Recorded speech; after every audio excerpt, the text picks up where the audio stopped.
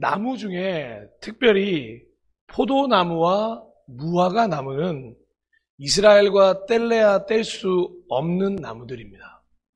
성경에서는 이 포도나무와 무화과 나무를 비유해서 수많은 이야기들이 등장하기 때문입니다. 열왕기상 4장 25절을 보면 그래서 솔로몬의 일생 동안에 단에서부터 브엘세바에 이르기까지 유다와 이스라엘의 모든 사람은 저마다 자기의 포도나무와 무화과 나무 아래에서 평화를 누리며 살았다라고 기록되어 있고요. 미가서 4장 4절에 또 이런 기록이 있는데 사람마다 자기 포도나무와 무화과 나무 아래 앉아서 평화롭게 살 것이다. 사람마다 아무런 위협을 받지 않으면서 살 것이다. 이것은 만군의 주님께서 약속하신 것이다. 이 두 구절만 보아도 이 포도나무와 무화과 나무는 유대인들에게 보호나무요, 안전한 나무요, 그들에게 평안을 주는 나무였던 게 분명합니다. 이렇게 두 나무는 이스라엘의 역사와 함께 해온 것과 동일한 나무들입니다. 특별히 당시에는 포도나무에서 나는 음료를 주 음료로 여겼기 때문에 포도나무는 포도원을 만들어서 대량으로 관리해오는 게 당연한 일이었습니다. 주 음료였기 때문에 많이 있었어야 돼서 포도원을 만들었다는 거죠. 하지만 반대로 무화과 나무는 1년에 3번 정도 열매를 맺는, 그 정도로 많이 열매를 맺는 나무였기 때문에 길거리에 흔하게 만날 수 있는 나무였다고 합니다. 포도나무처럼 특별하게 관리를 할 필요도 없는 나무였던 거죠. 그렇게 관리를 해서 키우느냐 키우지 않느냐가 이 포도나무와 무화과 나무의 가장 큰 차이라고 볼 수 있습니다. 그런데 이 무화과 나무는 한 가지 신기한 점이 있습니다. 무화과 나무는 자라던 곳에서 옮겨 심게 되면 그때부터 열매를 잘 맺지 못한다고 합니다. 그래서 많은 사람들이 이 무화과 나무를 자기 집으로 옮겨 심어서 열매가 워낙 잘 나니까 1년에 3번 이상 열매가 나니까 자기 집에서도 얻어볼까 해서 옮겨 심었지만 실제로 옮겨 심으면 열매가 나지 않는 기이한 일도 많이 있다고 합니다. 실제로 제 주변의 사람도 무화과 나무를 옮겨 심어본 적이 있는데 열매가 나지 않았던 실제적인 이야기도 들어본 적이 있습니다. 그런데 오늘 저는 이 포도나무와 무화과 나무의 특성에 대해서 이야기하고자 하는 것은 아닙니다. 그것보다 훨씬 더 중요한 이야기를 나누고자 합니다. 바로 오늘 들려주시는 예수님의 비유를 통해서 종료주일과 부활주일을 앞두고 신앙에 대한 질문을 해보고자 함입니다. 그러면 본격적으로 본문으로 들어가면서 함께 이야기를 나눠보겠습니다. 자, 가장 기본적으로 본문에 등장하는 어떤 사람, 즉 포도원의 주인은 하나님이라고 생각할 수 있습니다. 그리고 포도원 지기는 예수님입니다.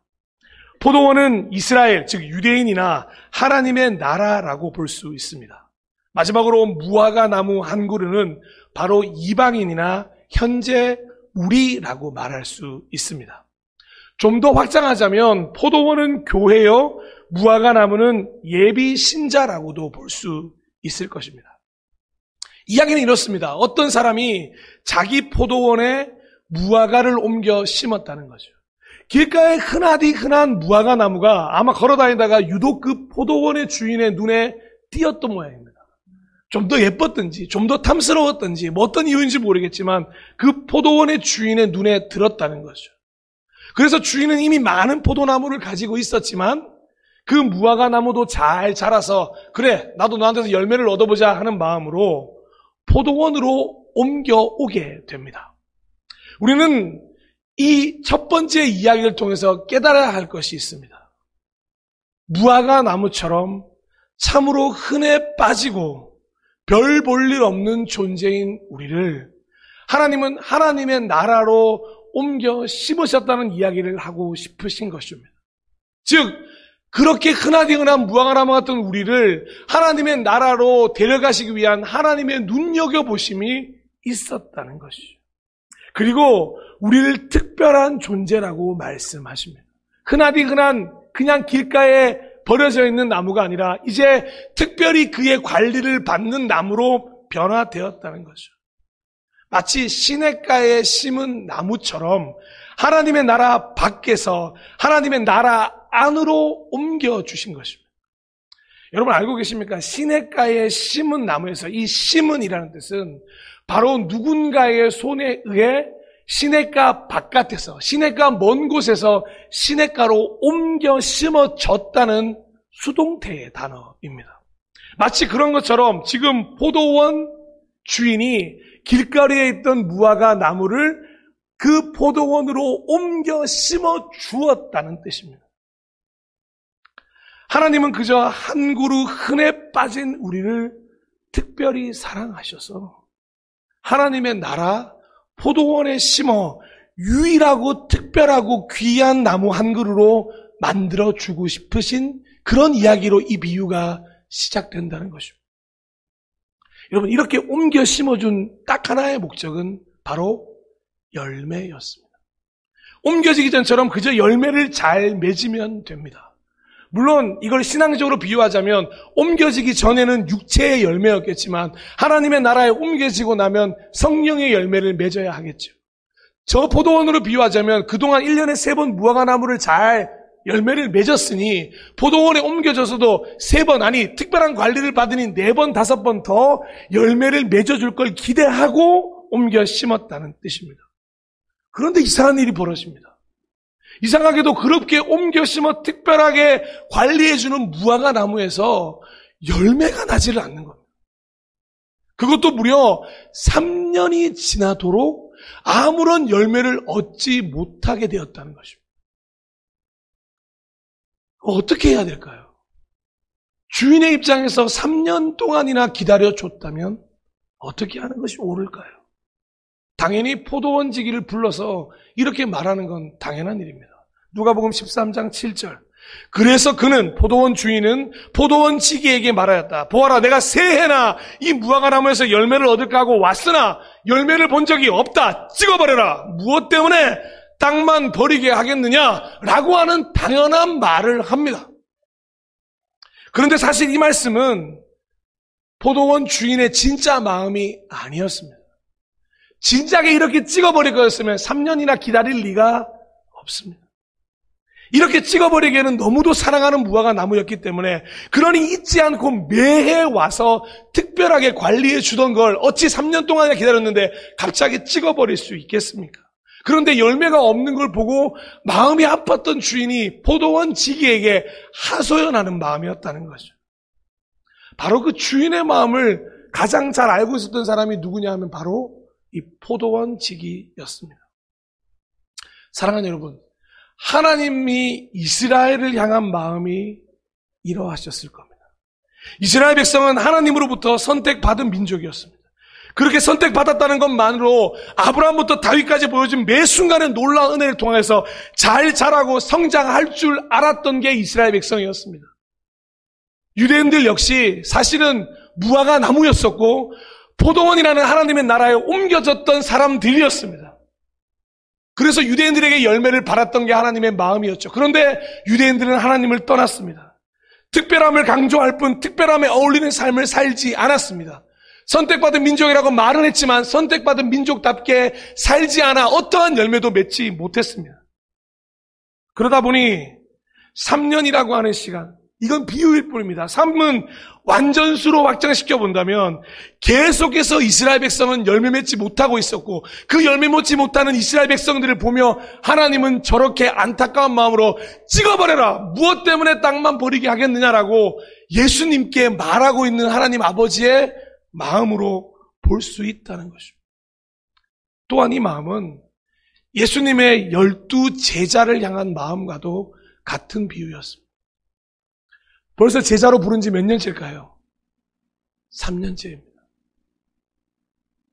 길가에 흔하디 흔한 어부였던, 세리였던, 정말 별 볼 일 없던 제자들을 불러 하나님 나라를 확장시키는 가장 최전선에 불렀건만 아무런 열매를 맺지 못하는 그저 12그루의 무화과 나무에 불과했습니다.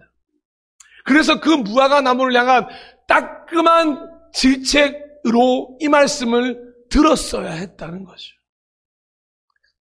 열매를 맺지 못하는 제자들을 향한 하나님의 안타까운 마음. 그런 제자들을 데리고 다니는 예수님에 대해서 어찌 보면 하나님은 찍어버려라! 무엇 때문에 땅만 버리고 있냐라고 말씀하시고 있다는 거죠. 그리고 이건 현재 우리를 향한 하나님의 마음이실지도 모르겠습니다. 우리를 세상 속에서 하나님의 나라로 옮겨 심어 주셨는데, 하나님의 나라로 들어갈 구원을 허락해 주셨는데, 우리는 여전히 열매 맺을 생각조차 못하고 있을 때가 많기 때문에, 특별하고 아름답고 귀한 존재가 아니라 자꾸만 세상에 있던 곳으로 회귀하고 과거로 가는 존재로 익숙해졌기 때문입니다. 구원받은 이답게 열매 맺고 살아야 하는데, 포도원 안에 있으면서 여전히 포도원 밖의 삶을 살고 있는 우리를 향한 찍어버려라 말은 아닐까 생각이 된다는 것입니다. 여러분, 이래서 포도원 주인은 포도원 지기를 부른 것입니다. 포도원 주인의 마음을 가장 잘 알고 있던 포도원 지기, 하나님 아버지의 마음을 가장 잘 알고 있던 예수님이, 그래서 하나님이 이런 말씀을 하실 때 하나님이 지금 이 말씀을 왜 하시는지를 정확히 알고 그에 맞는 행동을 하고자 합니다. 예수님은 하나님의 마음을 잘 아시는 독생자 아들이시기 때문에, 그리고 하나님 아버지가 원하시는 뜻을 이 땅에 행하기 위해 오셨기 때문에 하나님이 이 말씀을 하셨을 때 무엇을 하기를 바라셨는지 너무도 잘 알고 계셨다는 거죠. 그래서 이어지는 8절 9절에서 이런 말씀을 이어갑니다. 그러자 포도원 지기가 그에게 말하였다.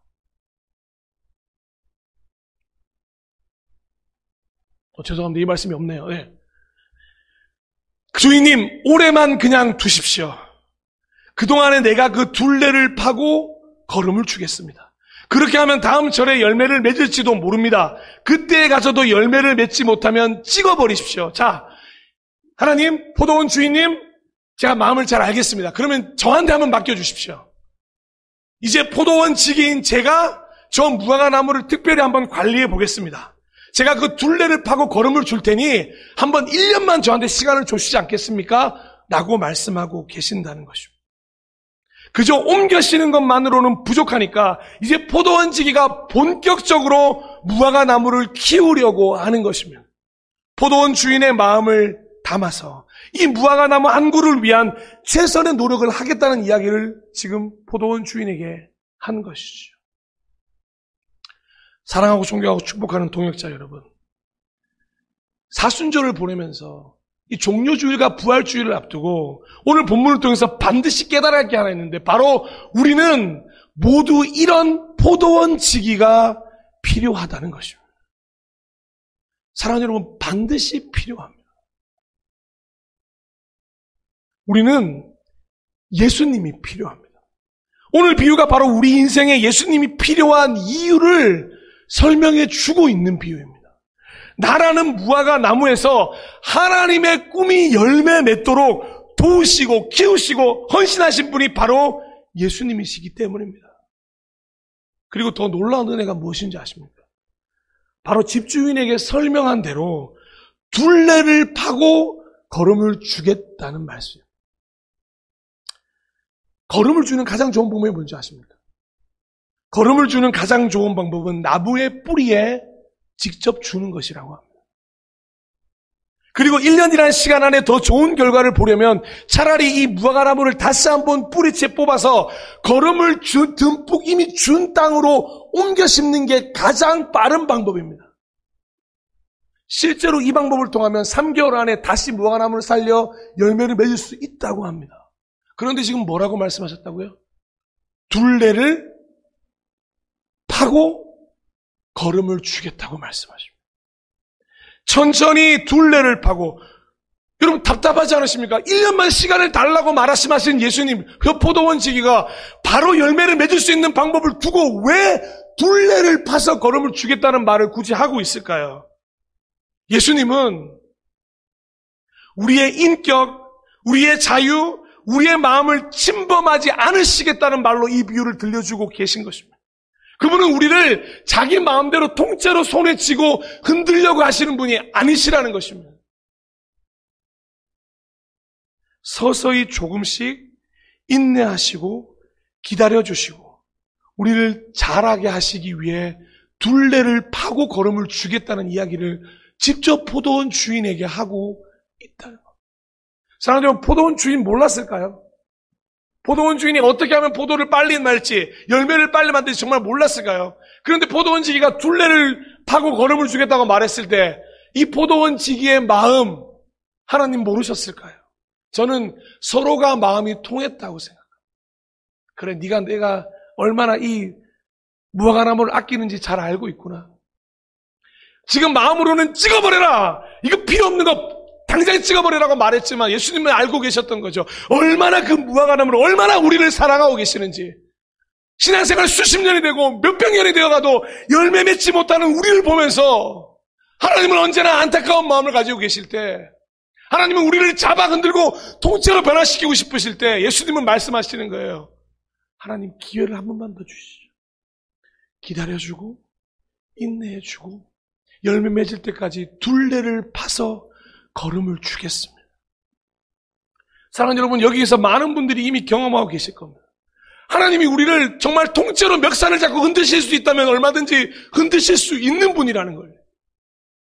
정말로 당장이라도 우리의 인생을 바꾸고 싶으시다면 지금 당장이라도 바꿀 수 있는 분이 하나님이십니다. 그런데 그렇다면 하나님은 우리를 로봇으로밖에 생각하지 않으시고 그냥 우리는 하나님의 그냥 말 그대로 종일 뿐인 존재들입니다. 근데 하나님은 우리를 인격적으로 대하십니다.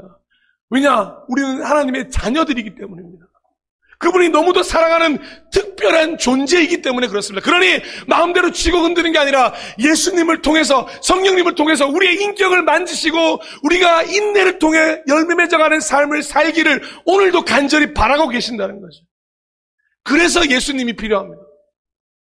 유대인들에게도 예수님이 필요하고 12제자에게도 예수님이 필요하고 현재 오늘 우리에게도 예수님이 필요한 이유가 뭐냐면, 나아가 모든 사람들에게 예수님이 필요한 이유가 뭐냐면, 우리는 우리 스스로 그 어떤 열매도 어쩌면 맺을 수 없는 저 무화과 나무도 같은 삶을 지금 살고 있는지도 모르기 때문입니다.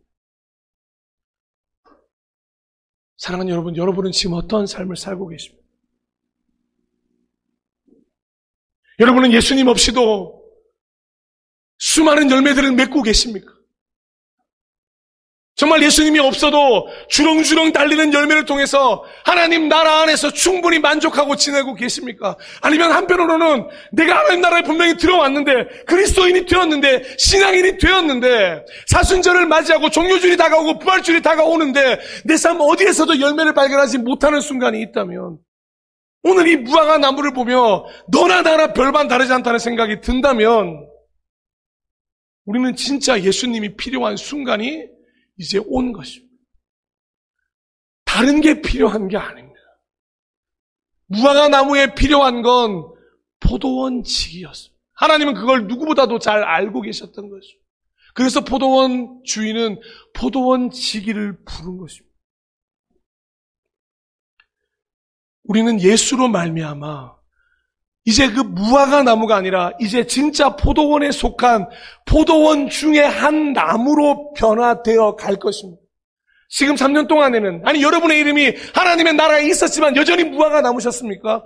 포도원에 있는 무화과 나무셨습니까? 아니요. 이제는 하나님의 나라의 한 일원이 되기 위해 예수님은 우리를 가꾸어 가고 변화되어 가게 하시고 우리를 만들어 가실 것이라는 것입니다. 그런데 우리가 예수님이 필요 없다고 우리의 힘으로 하고 우리가 어떠한 열매를 맺어보려고 노력할 때 우린 여전히 무화과 나무로 머물 수밖에 없다는 거죠. 아무런 열매도 맺지 못한 채. 그런데 예수님이 우리에게 손을 대시는 순간, 예수님이 우리에게 우리 인생에 찾아오시는 순간, 우리가 예수님이 필요하다고 고백하는 그 순간 우리는 이제 드디어 하나님 나라의 일원이 되고 포도원 내에 심겨진 무화과 나무라는 이름을 떼고 그 포도원에 속한 나무로 변화될 수가 있다는 것입니다. 왜 우리는 여전히 시간이 흘러도 무화과 나무로 존재하고 계십니까? 왜 하나님의 나라에 들어오셨는데 여전히 우리는 무화과 나무일까요? 왜 포도원에 왔는데 우리는 여전히 그 특별한 무화과 나무 한 그루로 외톨이로 서 계시는 것입니까? 예수님은 그 무화과 나무라는 이름을 이제 지우기를 원하십니다. 언제까지 심겨져 온 나무로 머무는 게 아니라 이제 심겨져 잘 자라 열매 맺는 나무가 되기를 바라신다는 거죠. 그러기 위해 포도원 지기가 필요하다는 거죠. 그래서 우리가 예수님이 필요하다는 것입니다. 우리 인생에 왜 그토록 예수님이 필요하냐? 왜 우리 신앙에 예수님이 필요하냐? 지금 우리 인생에 한 걸음 진일보로 나아가기 위해서 우리의 걸음이 아니라 예수 그리스도의 도움이 필요하기 때문입니다.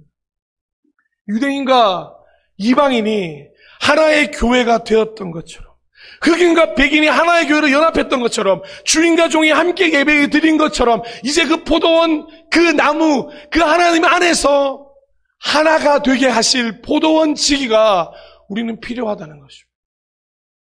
사랑하는 여러분, 유대인과 이방인이 하나의 교회가 된 것, 성령의 임재 이후로 일어났던 일이었습니다. 흑인과 백인이 하나의 교회에 연합한 거 불과 100년도 되지 않았습니다. 주인과 종이 함께 예배드렸던 거 불과 100년이 되지 않습니다. 그런데 그런 일들이 어떻게 일어나게 됐습니까?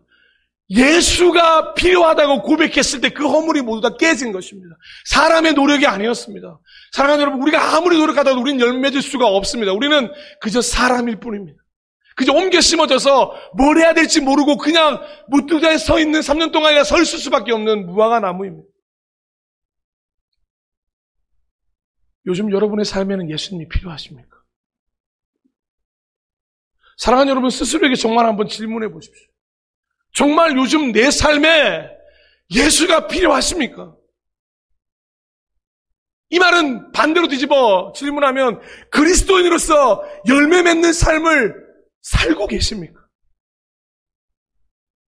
과연 하나님의 나라에 들어온 사람으로서 이제는 포도원에 속한 나무이십니까? 에베소서 2장 14절에서 16절에 이런 말씀이 있습니다. 그리스도는 우리의 평화이십니다. 그리스도께서는 유대 사람과 이방 사람이 양쪽으로 갈라져 있는 것을 하나로 만드신 분이십니다. 그분은 유대 사람과 이방 사람들 사이를 가르는 담을 자기 몸으로 허무셔서 원수된 것을 없애시고 여러 가지 조문으로 된 계명의 율법을 폐하셨습니다. 그분은 이 둘을 자기 안에서 하나의 새 사람으로 만들어서 평화를 이루시고 원수된 것을 십자가로 소멸하시고 이 둘을 한 몸으로 만드셔서 하나님과 화해시키셨습니다. 아멘. 이제 무화과 나무인 우리를 포도원 나무에 속한 사람이 되어 포도원 주인이 볼 때 그래 이래야 멋진 나무지. 오히려 칭찬 듣는 무화과 나무로, 칭찬 듣는 포도원 안의 나무로 유일하게 바꿔줄 수 있는 그 힘은 예수로부터 온다는 것입니다. 우리는 하나님의 나라로 옮겨 심어진 무화과 나무, 그리고 예수님이 필요한 존재. 그럼 어떻게 하면 열매 맺을 수 있냐? 어떻게 하면, 그러면 예수를 원하기만 하면 되는 겁니까? 예수가 필요하다고 말하면 되는 겁니까? 친절히 설명까지 다 해주셨습니다. 요한복음 12장 24절. 내가 진정으로 너희에게 말한다. 밀알 하나가 떨어져서 죽지 않으면 한 알 그대로 있고 죽으면 열매를 많이 맺는다. 아멘. 이 말이 무슨 뜻인지 아십니까? 무화과 나무로서의 자존심을 버리십시오. 포도원에 왔으면 포도원 지기에게 이제 맡기십시오. 하나님의 나라에 들어오셨다면 이제 여러분의 인생을 예수님께 맡기십시오. 하나님의 나라에 들어왔는데 여전히 내 인생을 내가 추구하고 살아가는 인생이니 그 무화과 나무로서의 자존심이 여전히 살아있다 보니 죽어 열매 맺지 못하고 죽지 않아 그대로 있는 경우가 여전히 우리의 모습이라는 거죠. 어떻게 하면 열매 맺을 수 있습니까? 수많은 사람들이 묻습니다. 죽어야 합니다. 죽는 게 뭔데요? 포도원 나무가 되었다는 걸 인정하는 것입니다. 그 인정을 어떻게 해야 되는데요? 예수를 필요로 하시면 됩니다. 예수를 어떻게 필요해야 되는데요? 고백하시면 됩니다. 하나님, 저는 예수가 필요합니다. 이번 한 주간 동안 한번 돌이켜보시겠습니까? 단 한순간에도 여러분의 입술에서 주님, 내가 주님이 필요합니다라는 고백이 있으셨습니까? 그저 그 말이 글귀에나 등장하지 않았습니까? 정말 여러분의 기도로 나왔습니까? 그런데 그런 말조차 하지 못하고 그런 기도조차 하지 못하는데 어떻게 우리가 예수 그리스도를 믿는다고 말하고 어떻게 우리가 자존심을 버렸다고 말할 수 있고 어떻게 그 포도원의 한 나무가 되었다고 말할 수 있겠습니까? 사랑하는 여러분, 둘레를 파고 걸음을 주겠다고 말했던 그 포도원 지기는 그 옮겨진 무화과 나무를 위해 자신의 목숨을 바쳤습니다. 무화과 나무를 열매 맺게 하기 위해서 자신이 먼저 열매 맺는 방법을 알려주셨습니다. 그렇게 부활의 첫 열매가 되셨습니다. 그렇게 열매 맺지 못하고 죽을 수밖에 없는 우리를 살리시고 이제는 초청하고 계신다는 거죠. 그렇다면 이제 누구의 차례이냐? 은혜를 경험한 우리의 차례 아니겠습니까? 요한복음 15장 8절에 이런 말씀이 있습니다. 너희가 열매를 많이 맺어서 내 제자가 되면 이것으로 내 아버지께서 영광을 받으실 것이다. 먼저 열매를 맺으신 그분이 우리를 그 열매의 자리로 초청하고 계십니다.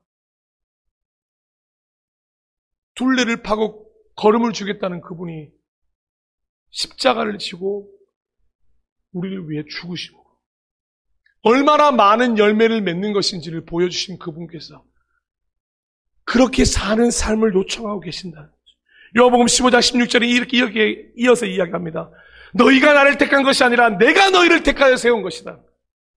사랑하는 여러분, 무화과 나무가 자기가 옮겨 심겠다고 포도원에 들어온 게 아닙니다. 예, 우리는 그런 존재들입니다. 우리를 하나님 나라에 옮겨 심어 주셨습니다. 그것은 너희가 가서 열매를 맺어 그 열매가 언제나 남아있게 하려는 것이다. 그리하여 너희가 내 이름으로 아버지께 구하는 것은 무엇이든지 다 받게 하려는 것이다. 사랑하는 여러분, 열매 맺는 삶이 있고 나서 여러분이 구하는 그 모든 것을 하나님께서 주시겠다고 약속하고 계십니다. 무엇이 먼저입니까? 내가 이루고 싶었던 것 다 이루고 열매를 맺는 삶이 아니라 열매 맺는 삶으로 나아갈 때 하나님이 우리의 꿈과 소원들을 이루어가는 삶을 병행해 주시겠다고 약속하고 계시는 것입니다. 무화과 나무가 열매를 맺고 나야 칭찬이 있을 것 아니겠습니까? 로마서 7장 4절에 이런 말씀도 있습니다. 나의 형제자매 여러분, 그러므로 여러분도 그리스도의 몸으로 말미암아 율법에 대해서는 죽임을 당했습니다. 그래서 여러분은 다른 분, 곧 죽은 사람들 가운데서 살아나신 그분에게 속하게 되었습니다. 그것은 우리가 하나님을 위하여 열매를 맺게 하기 위함입니다. 아멘. 우리가 다시 살게 된 이유, 우리가 부활의 첫 열매를 이어 그 열매가 된 가장 큰 이유는 하나님을 위한 열매를 맺어가는 삶을 위해서입니다. 그래서 오늘 예수님은 이 무화과 나무 비유를 시작하신 것입니다. 우리를 향한 그 마음을 다시 한번 보여주기 위해서요. 내가 너희를 부른 이유, 너희의 열매를 보고 싶어 하는 거야. 그리고 그 열매를 통해 나에게 영광 돌리는 삶, 내가 그것이 너희를 부른 이유다. 갈라디아서 5장 21절 23절 그러나 성령의 열매는 사랑과 기쁨과 화평과 인내와 친절과 선함과 신실과 온유와 절제입니다. 이런 것들을 막을 법이 없습니다. 사랑하는 여러분, 우리 한 주간 동안 이 열매 얼마나 맺고 지낼지 그냥 외울 단어들이 아닙니다. 살아내야 할 단어들. 마지막으로 베드로후서 1장 5절에서부터 9절에 이런 말씀이 있습니다. 그러므로 여러분은 열성을 다하여 여러분의 믿음에 덕을 더하고 덕에 지식을 더하고 지식에 절제를 더하고 절제에 인내를 더하고 인내에 경건을 더하고 경건에 신도 간의 우애를 더하고 신도 간의 우애에 사랑을 더하도록 하십시오. 사랑하는 여러분, 베드로가 왜 이렇게 길게 뭐에 더하고 말씀하는지 아십니까? 예수님이 둘레를 파고 걸음을 주겠다는 말씀을 베드로는 이제야 이해한 것입니다. 하나님은 바로 여러분의 믿음에 사랑을 더하라고 바로 거기로 가지 않으셨습니다. 기다리셨습니다.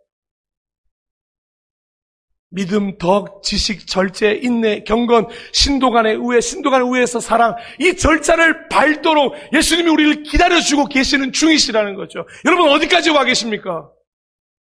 여러분은 지금 현재 어디까지 와 계십니까? 이런 것들을 여러분에게 갖추어지고 또 넉넉해지면 여러분은 우리 주 예수 그리스도를 아는 일에 게으르거나 열매를 맺지 못하는 사람이 되지 않을 것입니다. 할렐루야. 사랑하는 여러분, 우리는 열매 맺을 수 있습니다. 왜냐하면 우리를 무화과 나무를 포도원에 옮겨 심으셨고 포도원 지기가 우리를 관리하기 시작하셨고 예수님이 우리 삶에 필요하다는 걸 인정하게 되는 순간부터 이런 일이 벌어질 것이기 때문입니다. 그런데 존재 조건이 있는 거예요. 예수님이 필요하셔야 합니다. 정말로 예수님이 필요하셔야 이 일이 가능한 겁니다. 말씀을 마무리하겠습니다.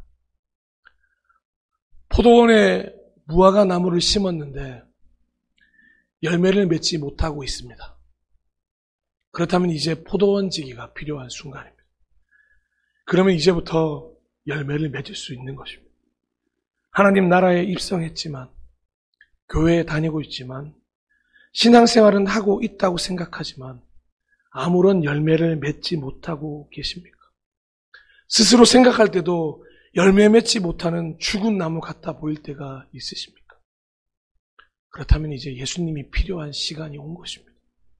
우리의 힘으로는 할 수 없습니다. 예수님을 통하여 하나씩 이제 둘레를 파시고 우리를 알아가게 하실 것입니다. 그리고 하나님 아버지께서 그토록 원하시는 열매를 맺게 되실 것입니다. 간절히 원합니다. 이제부터 예수님이 필요하므로 예수님과 함께하는 삶, 그 포도원 지기와 함께하는 무화과 나무가 되시기를, 그리고 언젠가는 그 무화과 나무라는 이름조차 지워져서 포도원 지기와 함께하는 포도원 안에 한 나무가 되셔서 다른 포도들처럼 수많은 열매로 하나님께 칭찬받는, 하나님이 기뻐하시는, 하나님이 영광 받으시는 그런 아름다운 나무가 되시기를 축복합니다. 이 시간에 그런 마음으로 찬양팀과 함께 이 찬양을 좀 고백했으면 좋겠습니다. 우리 가사 그대로 나의 예수님, 난 주가 필요해요. 이 찬양 고백하겠습니다.